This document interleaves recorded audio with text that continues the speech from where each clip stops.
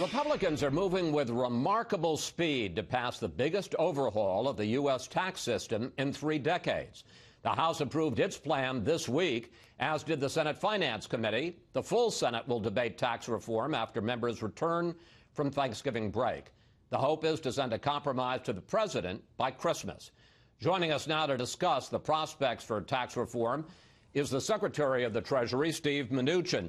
Mr. Secretary, I want to start with Democratic criticism of the tax plan, in this case by House Leader Nancy Pelosi. Here she is.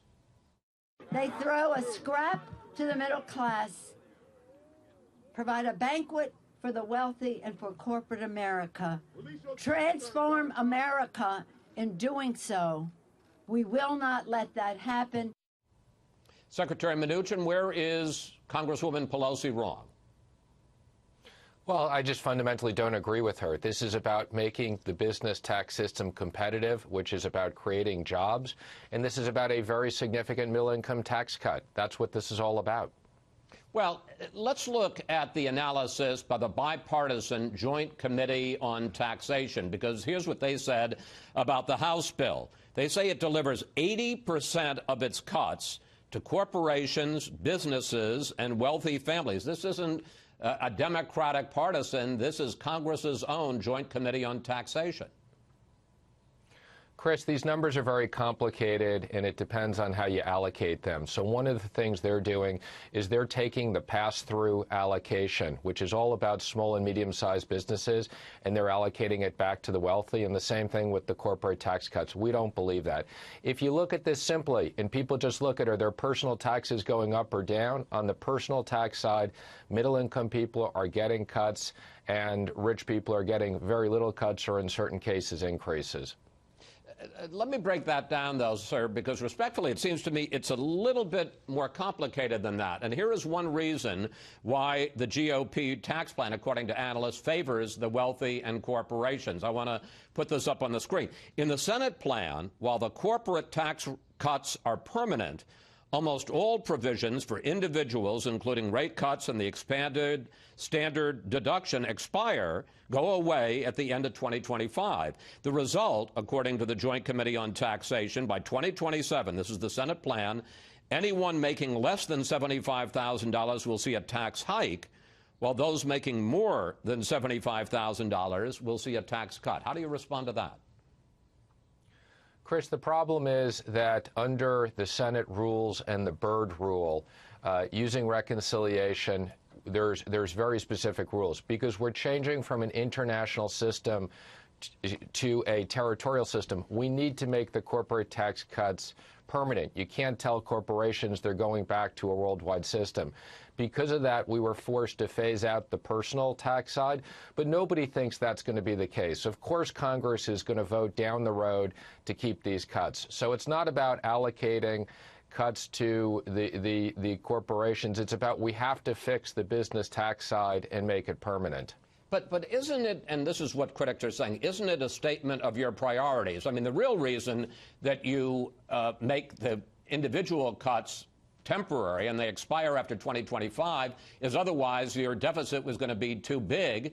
It was going to go over. Some people say it's a budget gimmick. But isn't it a statement of priorities that you made the business cuts permanent and the individual cuts temporary? You could have done exactly the opposite and made the individual cuts permanent and cut back on the business cuts, said that they were temporary.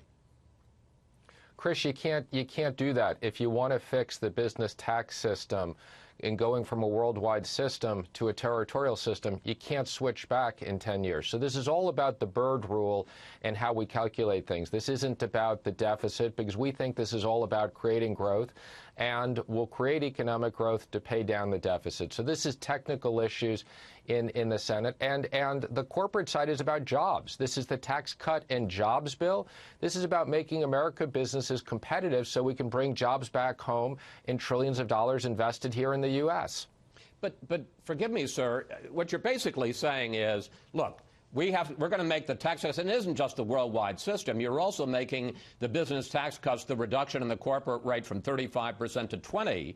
You're making that permanent. And you talk with great assurance about what's going to happen in 2025. The fact is, You're not going to be in office in 2025. Even if he's elected, Donald Trump isn't going to be president in 2025.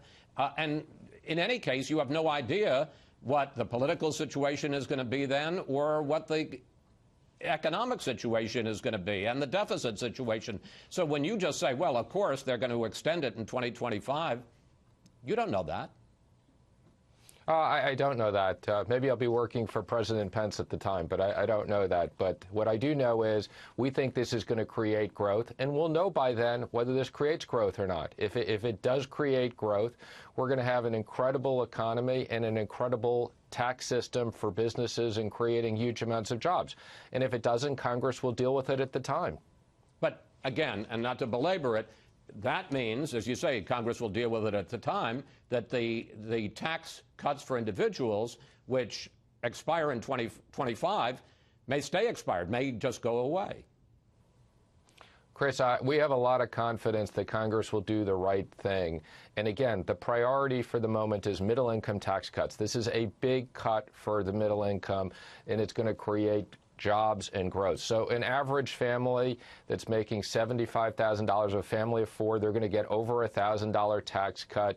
This is very significant, and this is about creating a business tax system that's competitive. We have the highest tax system in the world. How can our companies compete when their taxes are 35% and the rest of the world is in the low 20s? I want to ask you about another aspect of the Senate bill, and that is the individual mandate. Not the House bill, but the Senate bill repeals the individual mandate in Obamacare. Some people like it in the Senate, some people don't. Susan Collins has expressed concern about it. Lisa Murkowski has expressed concern about it. Is that, in effect, a bargaining chip? In other words, if you find it's costing you more votes than it's getting you, then you would support taking the individual mandate out? Well, let me first say this is all about getting this passed in the Senate. That's the objective. This isn't a bargaining chip. The president thinks we should get rid of it. I think we should get rid of it. It's an unfair tax on poor people. To think that you put a penalty on people who can't afford to buy medical policies is just fundamentally unfair. That's what this is all about. But if it does have a political impact, it wasn't in your original proposal for tax reform. It's been added in afterwards. I guess what I'm asking is, could you live with it if it's taken out? I think right now our objective is to keep it in. It provides a big tax cut for the middle class. It gets rid of the penalty. But we're going to work with the Senate as we go through this. What's critical here is we have the House that passed the bill. That's a very big deal. We got it done. We got it out of the Finance Committee. It's going to be in the floor right after Thanksgiving. And we're going to get something to the president to sign this year, because this is all about creating growth in the economy.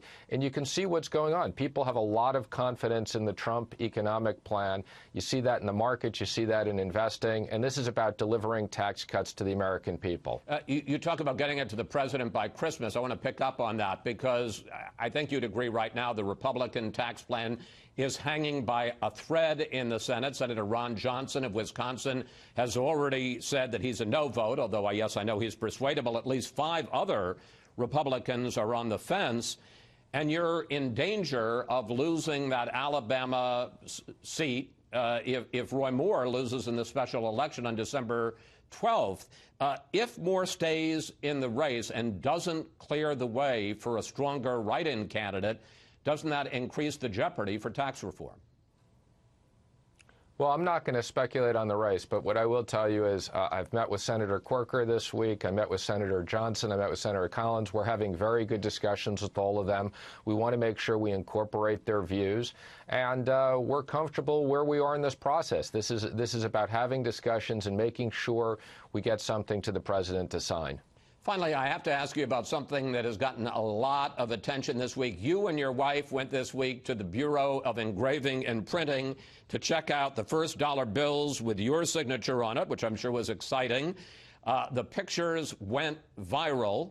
Mr. Secretary, some folks, and I'm looking at the picture here, which you can't see, say that you two look like 2 villains from a James Bond movie. I'm sure you've heard that. I guess my question is, what were you thinking?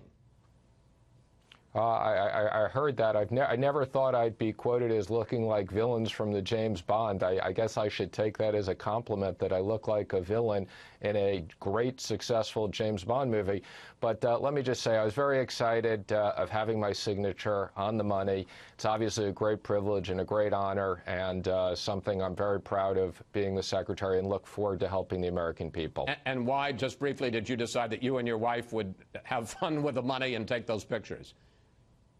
Well, again, I didn't realize that the pictures were public and going on the internet and viral, but people have the right to do that. People can express what they want. That's the great thing about social media today.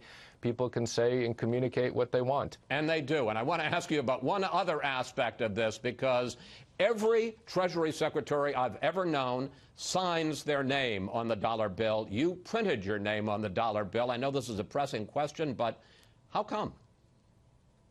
I changed my signature. I had a very, very messy signature that you could barely read. It was very effective at signing things, but I felt since it was going to be on the dollar bill forever, I should have a nice, clean signature.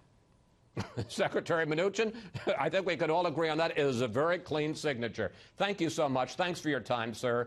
And we'll track developments in the Senate as they take up tax reform.